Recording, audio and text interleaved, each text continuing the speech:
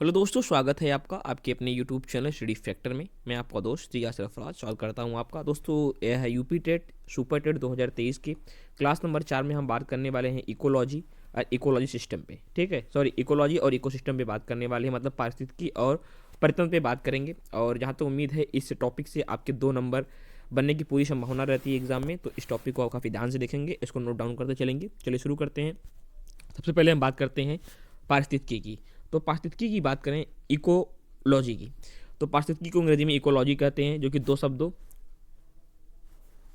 शब्दों से मिलकर बना है, आइकोस और लोगोस से। इसका अर्थ होता है रहने का स्थान और लोगोस का अर्थ होता है अध्ययन, मतलब रहने के स्थान का अध्ययन ही इकोलॉजी है शब्द के अनुसार। यदि इसकी परिभाषा की बात करें तो परिभाषा में साफ साफ ये बात मेंशन है कि study of relationship between living organism and their physical environment is known as ecology. Hindi में अगर कहें तो इसका मतलब ये होगा, जीवों तथा उनके भौतिक वातावरण के बीच संबंधों का अध्ययन पारिस्थितिकी कहलाता है। मतलब जो जीव होते हैं, जो भी जीव हों, और उनके भौतिक वातावरण, जैसे हम हैं, हमारे अगल बगल भौतिक वातावरण के अंतर्गत पेड़ पौधे वायु सब चीज़ें आ जाए, जो भौतिक वातावरण है, उन सबके बीच जो हमारा संबंध होता है, ठीक है, जो रिलेशनशिप होता है, उसको हम क्या कहते हैं, पारिस्थितिकी कहते हैं। ठीक है, चलिए आगे बढ़ते हैं, बात कर लेते। देख सकते हैं ये चित्र के माध्यम से समझाया गया है यहाँ पे। ये आप देख सकते हैं कि जीव है, तो जीव के अगल बगल क्या है, यह जीव है, जीव के अगल बगल तापमान है, वायुमंडल है, जल है, मृदा है, सूर्य है, वह सभी चीज़ जो मानव या जीव के अगल बगल जो भौतिक है, वह सभी क्या कहलाता है, उसका पारिस्थितिकी है कहलाता है। यह परिभाषा आपको कभी ध्यान से रखना है, यही पूछ लेता है कि पारिस्थितिकी की परिभाषा क्या होती है। तो पारिस्थितिकी की परिभाषा यहाँ पर साफ साफ ये लिखा हुआ है कि जीवों तथा उनके भौतिक वातावरण के बीच, याद रखेंगे केवल भौतिक वातावरण की यहाँ पे बात की गई है, यहाँ पे केवल भौतिक ही रहेगा, अगर कोई अन्य शब्द देता है तो वो नहीं माना जाएगा। तो जीवों और उनके भौतिक वातावरण के बीच संबंधों का अध्ययन ही पारिस्थितिकी कहलाता है। और इससे संबंधित दो वो हैं। सबसे पहले इसमें हम दो चीज़ याद रखेंगे। पहला कि फादर ऑफ इकोलॉजी, इकोलॉजी के जनक हैं पी ओडम, ठीक। और इकोलॉजी टर्म, जो इकोलॉजी शब्द है वो किसने दिया था, तो वह शब्द दिया था अर्नेस्ट ई हैकल ने। ठीक है, अर्नेस्ट ई हैकल ने यह शब्द 1869 ईस्वी में दिया था। ठीक है, अर्नेस्ट ई हैकल ने दिया था शब्द, और इसके जनक माने जाते हैं पी ओडम। चलिए आगे बढ़ते हैं। अब हम बात करते हैं अगले टॉपिक पे, जो कि हमारा क्लास 4 चल रहा, जानते ही हैं। इसमें सबसे पहले बात करेंगे परितंत्र की, मतलब इकोसिस्टम की, कि इकोसिस्टम क्या होता है। इकोसिस्टम की बात करें तो पेड़ पौधे जीव जंतु एवं मानव अपने आसपास के पर्यावरण पर आश्रित होते हैं। चाहे पेड़ पौधे हो, चाहे जीव जंतु हो, चाहे मानव हो, अपने आसपास के पर्यावरण पर आश्रित होते हैं, प्रायः एक दूसरे पर भी आश्रित होते हैं। जीवधारियों का आपसी व अपने आसपास के पर्यावरण के बीच का संबंध ही परितंत्र कहलाता है। ठीक है, एग्जाम्पल की बात करें, देखिए वन हो गया, घास हो गया, रेगिस्तान हो गया, पर्वत, झील, नदी, महासागर, सबका एक अपना परितंत्र होता है। यदि सबसे बड़े परितंत्र की बात करें तो याद रखेंगे महासागर, समुद्र का सबसे बड़ा परितंत्र होता है। और जल की जो बूंदें होती है, वो सबसे छोटा परितंत्र कहलाता है। ये 2 पॉइंट आप नोट कर लेंगे, काफ़ी इंपॉर्टेंट है। देखिए यहाँ पे भी लिखा हुआ है कि किसी क्षेत्र विशेष के जीवों एवं उनके भौतिक वातावरण के बीच होने वाली पारस्परिक क्रियाओं का अध्ययन परितंत्र कहलाता है। जिसे यहाँ दिया हुआ है, the study of instruction between the organism and their the physical environment of the particular area called ecosystem। मतलब उसके कोई एक विशेष क्षेत्र का, जरूरी नहीं है कि परितंत्र बहुत बड़े क्षेत्र का होगा, किसी छोटे क्षेत्र का हो जाएगा। जैसे मान लीजिए कोई एक छोटा सा स्थान है, जो वहाँ का जंगल है, उसका अपना अलग परितंत्र होगा। एक तालाब होगा, उसका अपना अलग परितंत्र होगा। एक घर में रहने वाले लोगों की एक अलग परितंत्र होगा। सबका परितंत्र अलग अलग होता है। सबसे बड़े परितंत्र की बात करें तो वो महासागर होता है, याद रखेंगे आप। परितंत्र प्रकृति की क्रियात्मक इकाई है, क्या रखेंगे, जो परितंत्र है, मतलब ecology is the fundamental unit of nature. For example जैसे तालाब, महासागर, ठीक है, सबका अलग अलग यह इकाई होती है। परितंत्र शब्द किसने दिया था, तो याद रखेंगे जो परितंत्र शब्द है, मतलब यह शब्द दिया था 1935 में एजी टांसले ने परितंत्र शब्द दिया था।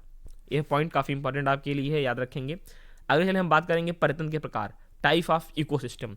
तो मुख्य रूप से जानते हैं कि परितंत्र एक तो होता है प्राकृतिक, एक प्राकृतिक परितंत्र होता है, एक कृत्रिम परितंत्र होता है। सबसे पहले हम डिवाइड करते हैं प्राकृतिक परितंत्र को। तो प्राकृतिक परितंत्र की बात करें, मतलब नेचुरल इको सिस्टम की बात करें, तो यह 2 भागों में बांटा जाता है। पहला होता है जलीय परितंत्र और दूसरा होता है स्थलीय परितंत्र। जलीय परितंत्र की बात करें तो इसमें महासागर आते हैं, झील आते हैं, तालाब आती है, नदियाँ आती हैं, वहीं स्थलीय परतंत्र की बात करें तो घास के मैदान आएंगे, वन आएंगे, पर्वत आएंगे, मरुस्थल आएंगे। कभी कभी आपको जलीय को भी दो भागों में बांट देते हैं, जैसे मीठे पानी जल और खारे पानी का। तो उसमें याद रखेंगे खारे पानी वाले में महासागर आ जाते हैं, ठीक है, कुछ खारे सागर आ जाते हैं, और मीठे पानी वाले जलीय परतंत्र में तालाब नदियाँ आ जाती हैं, ठीक है, कुछ झील मीठे वाले में आ जाते हैं, कुछ झील खारे वाले में आ जाते हैं। तो यहाँ पे आपको याद रखना है कि जलीय परतंत्र के अंतर्गत ये आते हैं। स्थलीय परतंत्र के अंदर घास के मैदान आएंगे, वन आएंगे, पर्वत आएंगे, ठीक, मैदान आएंगे, मरुस्थल आएंगे। वहीं बात कर लें कृत्रिम परतंत्र की, जो कि आप समझ सकते हैं कि कृत्रिम होते हैं। उनकी बात करें तो देखिए कृत्रिम में भी दो प्रकार के होते हैं। एक तो जलीय होता है, जली के अंतर्गत आप देख सकते हैं मछली घर, जो एक्वेरियम घर में हम लोग रखते हैं, वो हो जाएगा। बांध, जो मानव निर्मित बांध होते हैं, डैम होते हैं, उसके नीचे जलाशय का निर्माण हो जाता है, तो उसके भी झील जली हो जाते हैं। इसी प्रकार स्थल की बात करें तो फसल, धान की खेत, पार्क, अभ्यारण्य, बाग, चिड़ियाघर, ये सब क्या होते हैं, सब मनुष्यों ने बनाया है। यह भी एक परितंत्र ही है, लेकिन यह स्थलीय परितंत्र के अंतर्गत अप्राकृतिक में आते हैं, मतलब कृत्रिम परितंत्र के अंतर्गत आते हैं। आगे बढ़ते हैं, बात करते हैं परितंत्र की घटक, मतलब कंपोनेंट ऑफ इकोसिस्टम। तो इसके दो घटक हैं, जैसे हमने पहले बात किया था इन्वायरमेंट घटक, उसी तरह परितंत्र के घटक होते हैं। इसमें भी दो होते हैं, एक जैविक होगा, एक अजैविक होगा, मतलब एक बायोटिक कंपोनेंट होगा, एक अबायोटिक कंपोनेंट होगा। तो याद रखेंगे जो जैविक होता है उसमें सजीव होता है, ये हमने पहले ही बात कर लिया था। तो पेड़ पौधे, जीव जंतु, अब घटक में जीवाणु और कवक, ये सब क्या आ जाएंगे, ये सब आ जाएंगे इकोसिस्टम के जैविक घटक। वहीं अजैविक घटक की बात करें तो अजैविक घटक में निर्जीव आते हैं। निर्जीव, जैसे निर्जीव में भी दो प्रकार के होंगे। देखिए एक तो भौतिक घटक हो जाएगा निर्जीव में, जैसे तापमान हो गया, आर्द्रता हो गया, प्रकाश हो गया, वायुमंडलीय दाब हो गया, ठीक। उसके साथ ही हम बात कर लें, एक होगा आपका अकार्बनिक, जिसमें जल हो गया, इसको भौतिक को हम कभी कभी कार्बनिक भी बोलते हैं। तो जल हो गया, मृदा हो गया, खनिज हो गया, वायु हो गया, ये सब क्या हो जाएंगे, निर्जीव के अंतर्गत अकार्बनिक जो कंपोनेंट होते हैं वो हो जाएंगे। तो इन ये जो डिवाइडेड किया गया है, इसमें जो चीज़ें आ रही हैं उसको आप याद रखेंगे कि भौतिक घटक के अंतर्गत कौन से आते हैं, जैविक घटक के अंदर क्या क्या आएंगे, अजैविक के भौतिक घटक में क्या आएंगे, इसको आपको काफ़ी अच्छे से याद रखना है। इसी तरह ऊपर याद रखना है कि स्थलीय परितंत्र में कौन से आएंगे, प्राकृतिक स्थलीय परितंत्र, कृत्रिम स्थलीय परितंत्र। तो इन सबको आप अच्छे से समझ के नोट डाउन करेंगे। चलिए आगे बढ़ते हैं, अगले प्राणी की तरफ बात करते हैं। तो यहाँ पे ये दिया हुआ है कार्बनिक कंपोनेंट, उसमें हमने देखा था अकार्बनिक कंपोनेंट, अब देखते हैं कार्बनिक कंपोनेंट। तो इसमें आ जाएगा कार्बोहाइड्रेट आ जाएंगे, फैट आ जाएंगे, प्रोटीन आ जाएंगे। तो यह जो आपका कृत्रिम परितंत्र थे, जो उसके घटक थे, जैसे हमने यहाँ पे बायोटिक अबायोटिक की बात किया था, देख सकते हैं ये जैविक अजैविक। तो जैविक में हमने दो भागों में बांटा, निर्जीव को, एक निर्जीव को हमने बांट दिया फिजिकल में, भौतिक में, एक बांट दिया अकार्बनिक में, और दूसरा होता है कार्बनिक। तो कार्बनिक के अंतर्गत हमने यहाँ पे देख लिया कार्बोहाइड्रेट, फैट के बारे में देख लिया। तो समझ सकते हैं कि आप यह परितंत्र और पारिस्थितिकी संबंधी जितने भी प्रश्न बन सकते थे इन्हीं टॉपिकों से बनेंगे। तो इसके लिए आप इस क्लास को काफ़ी अच्छे से नोट डाउन कर लें। यदि कोई समस्या आ रही है तो कमेंट करें, उसका उत्तर जरूर दिया जाएगा। वीडियो के डिस्क्रिप्शन में आपको टेलीग्राम का लिंक मिलेगा, उस लिंक को जरूर ज्वाइन कर लें, जिससे कोई भी अपडेट सबसे पहले आपको मिल सके। आशा करता हूँ मेरे द्वारा दी गई जानकारी आपको समझ में आई होगी। जल्दी मिलेंगे अगले वीडियो में एक नई इन्फॉर्मेशन के साथ, तब तक के लिए बाय बाय, थैंक यू, जय हिंद।